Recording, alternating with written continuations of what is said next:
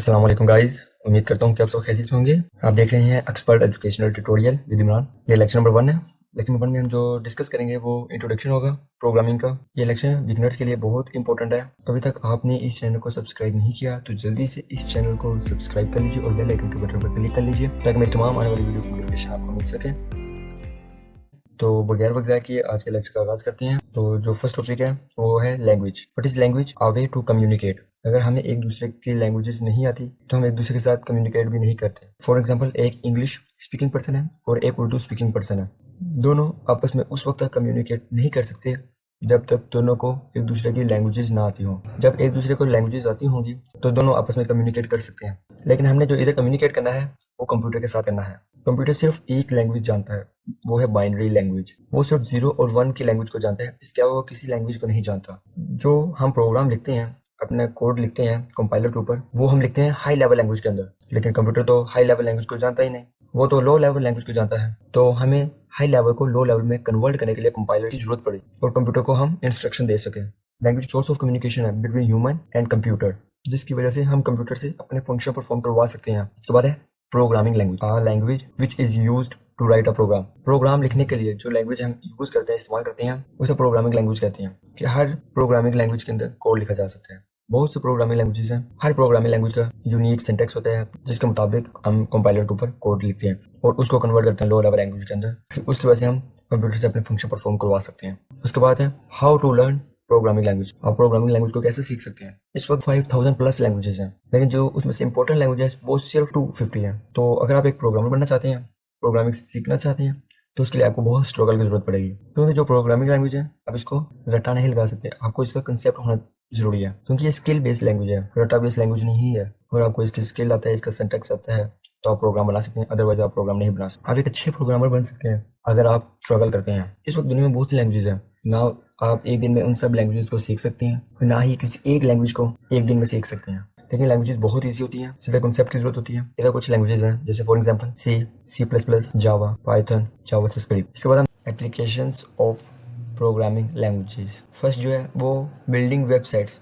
हम वेबसाइट को बनाने के लिए प्रोग्रामिंग लैंग्वेज को यूज़ करते हैं। सेकंड, प्रोग्रामिंग लैंग्वेजेस को हम यूज़ करते हैं और यूज टू बिल्ड गेम्स। हम गेम्स को बिल्ड करने के लिए प्रोग्रामिंग लैंग्वेज को यूज़ करते हैं। ऑपरेटिंग सिस्टम्स बनाने के लिए हम प्रोग्रामिंग को यूज़ करते हैं। मोबाइल एप्लीकेशंस बनाने के लिए हम प्रोग्रामिंग लैंग्वेज को यूज़ करते हैं। जो एप्लीकेशन मोबाइल के अंदर डिफरेंट एप्लीकेशन यूज़ करते हैं, वो एप्लीकेशन को बनाने के लिए भी प्रोग्रामिंग यूज़ होती है। और इसके अलावा रोबोट बनाने के लिए भी हम प्रोग्रामिंग लैंग्वेज को यूज़ करते हैं। जो मैंने बताई थी 5000 प्लस, उसमें उनमें से ये कुछ प्रोग्रामिंग लैंग्वेजेस हैं। इसके बाद हम टॉपिक देखें तो top 6 programming language. First number पे है पाइथन। जो पाइथन है वो हम डेवलपर्स यूज करते हैं, ये फर्स्ट नंबर पे है। अगर हम कंपैरिजन देखा जाए 29.72% इसके वेटेज है आउट ऑफ 100। सबसे हाईएस्ट परसेंटेज पाइथन की है। पाइथन का इस वक्त दुनिया में बहुत ज्यादा स्कोप है। जो सेकंड इंपॉर्टेंट प्रोग्रामिंग लैंग्वेज है वो है Java. Java is one of the most powerful programming language that is currently used in more than 3 billion devices. Java इस वक्त 3 बिलियन डिवाइसेस में यूज हो रही है।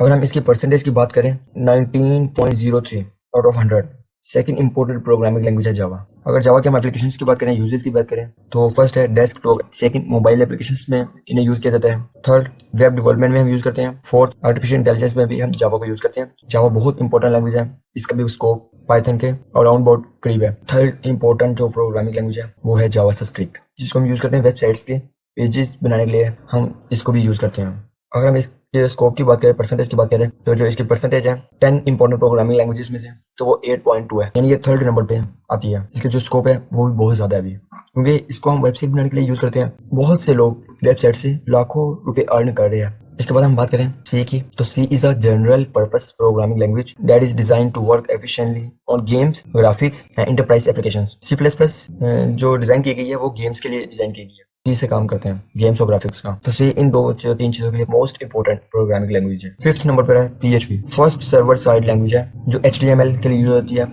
इसका मतलब कि इसको भी हम वेब पेजेस के लिए हम यूज करते हैं। Six and last programming language है सी प्लस प्लस। इसको हम आगे जाके इसी लेक्चर में डिस्कस करेंगे। अगर हम इधर प्रोग्रामिंग लैंग्वेज के मेथड की बात करें और सिंटैक्स की बात करें, तो हर जो लैंग्वेज होती है यूनिक सिंटैक्स होता है और यूनिक मेथड को हर लैंग्वेज फॉलो करती है, और उसके मुताबिक जो यूजर है वो कोड डिजाइन करता है और कंप्यूटर से फंक्शन परफॉर्म करवाता है। इसके बाद हम देखते हैं कि वेबसाइट, इस वक्त वेबसाइट का बहुत ज़्यादा स्कोप है दुनिया में। जो most important 4 programming languages use होती हैं फॉर वेबसाइट, फर्स्ट नंबर पे HTML। HTML is the most important programming language, second CSS, third PHP and fourth JavaScript. ये 4 लैंग्वेजेस अगर आप आती है वेबसाइट को बिल्ड कर सकते हैं। इस वक्त दुनिया में लोग लाखों रुपए वेबसाइट के थ्रू अर्न कर रहे हैं। अगर आप भी अर्न करना चाहते हैं थ्रू वेबसाइट तो आपको ये 4 लैंग्वेजेस का आना बहुत जरूरी है। इन सब लैंग्वेजेस को सीखने से पहले फर्स्ट नंबर पे कि आपको C++ और C आना जरूरी है।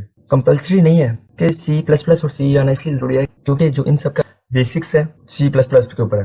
अगर आपको C++ आती है तो ये बाकी लैंग्वेजेस सीखना आपके लिए मुश्किल नहीं है। इसके बाद है मोबाइल एप्लीकेशन। अगर आप मोबाइल एप्लीकेशन बनाकर अर्न करना चाहते हैं तो वो है जावा। जावा मोस्ट इंपॉर्टेंट प्रोग्रामिंग लैंग्वेज है। अगर आपको जावा आती है तो आप एक अच्छी एप्लीकेशन बना सकते हैं और लाखों रुपए अर्न कर सकते हैं। इसके बाद जो हमारा टॉपिक है वो है कोड। सबसे पहले देखते हैं what is code. A set of code which is give instruction to computer. जो हम कंप्यूटर से अपना फंक्शन परफॉर्म करवाने के लिए जो कंप्यूटर को हम इंस्ट्रक्शन देते हैं, एक प्रोग्राम बनाकर देते हैं किसके मुताबिक ये फंक्शन परफॉर्म करे कंप्यूटर, तो उसे कोड कहेंगे। कंपाइलर के ऊपर हम जो नंबर ऑफ लाइंस लिखते हैं, प्रोग्राम लिखते हैं, उसे कोड कहते हैं। ये कुछ नंबर ऑफ लाइंस लिखी हुई है यानी ये कोड है।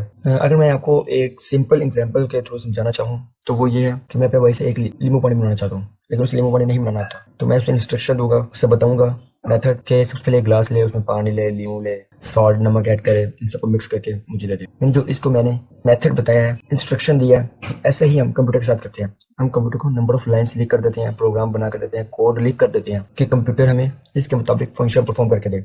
अगर हम कंप्यूटर से एक कैलकुलेटर बनाना चाहते हैं, डिजाइन करवाना चाहते हैं, तो हम खुद नंबर ऑफ लाइंस का कोड उसे लिख कर देंगे। इस स्टेप पर ऐड का फंक्शन चलना चाहिए, इस स्टेप पर सब्ट्रैक्शन का, मल्टीप्लिकेशन और डिवीजन का फंक्शन परफॉर्म होना चाहिए। तो जब हम कंप्यूटर से ये फंक्शन परफॉर्म करवाने हैं तो एक प्रोग्राम लिखना पड़ता है जिसको हम कोड कहते हैं। जो आपने कोड लिखा है, कंपाइलर के ऊपर प्रोग्राम लिखा है, वो हाई लेवल का होता है। हाई लेवल के अंदर हम प्रोग्राम लिखते हैं। लेकिन पीछे भी हमने बात की थी कि जो कंप्यूटर होता है वो हाई लेवल लैंग्वेज को अंडरस्टैंड नहीं कर सकता, वो सिर्फ लो लेवल को बाइनरी लैंग्वेज को ही अंडरस्टैंड कर सकते हैं। तो इसके लिए हमें एक कंपाइलर की जरूरत पड़ती है। जो कंप्लीट कोर्स में अपलोड करने वाला हूँ इसके अंदर जो हम कंपाइलर यूज करेंगे वो है C++।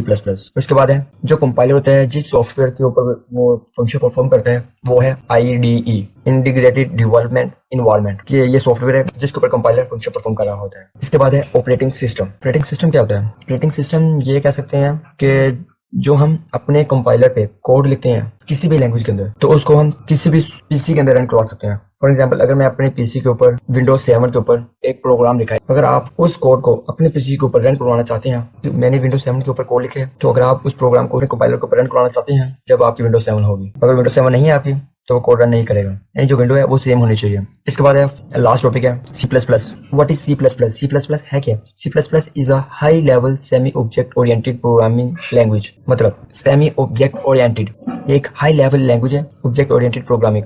अगर C++ के अंदर हम ऑब्जेक्ट ओरिएंटेड प्रोग्रामिंग का यूज नहीं करते तो फिर भी C++ अपने फंक्शन परफॉर्म करता है। फिर भी हम C++ के थ्रू कोड लिख सकते हैं कंपाइलर के ऊपर और उसको रन करवा सकते हैं विदाउट ऑब्जेक्ट ओरिएंटेड प्रोग्रामिंग। विजय ने स्ट्रस्टप ने C++ को इंट्रोड्यूस करवाया था। जो सेकंड पॉइंट है वो है C++ is case sensitive language. C++ के अंदर जो हम छोटी से छोटी चीज का भी यूज करते हैं उसका भी बहुत ख्याल रखा जाता है। मतलब ये, अगर हमने C++ के अंदर स्मॉल a को डिक्लेयर करवाया है तो हम कैपिटल A के अंदर यूएस से वैल्यू नहीं ले सकते, मीन कि जो चीज हमने डिक्लेयर करवाई है उसी के अंदर हम यूएस से वैल्यू ले सकते हैं, उसके अलावा किसी चीज में हम यूएस से वैल्यू नहीं ले सकते। थर्ड पॉइंट है in earlier the name of C++ was C with classes. ये मोस्ट इंपोर्टेंट लाइन है एग्जाम ऑफ व्यू से कि जो C++ का पुराना नाम था वो क्या था? वो था C with classes. C with classes के नाम से C++ को हमने इंट्रोड्यूस किया था, उसके बाद C++ इसका नाम रखा गया था। न्यू जो नेम है वो C++ है, जो पुराना नाम है वो C विद क्लासेस है। लास्ट लाइन है C++ is a portable programming language but compulsory window are से। ऊपर हमने डिस्कस कर चुके हैं ऑलरेडी। इसका मतलब यह है कि जब मैं अपने कंपाइलर के ऊपर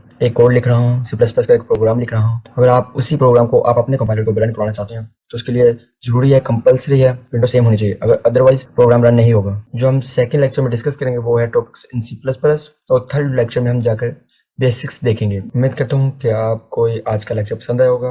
अगर आपको आज का लेक्चर पसंद आया तो इस चैनल को सब्सक्राइब करें और बेल आइकन के बटन पर क्लिक करें ताकि मेरी तमाम आने वाली वीडियो का नोटिफिकेशन आपको मिल सके। लाइक और शेयर करना मत भूलिएगा। मिलते हैं नेक्स्ट वीडियो में। रखिएगा अपना बहुत सारा ख्याल। अल्लाह हाफिज।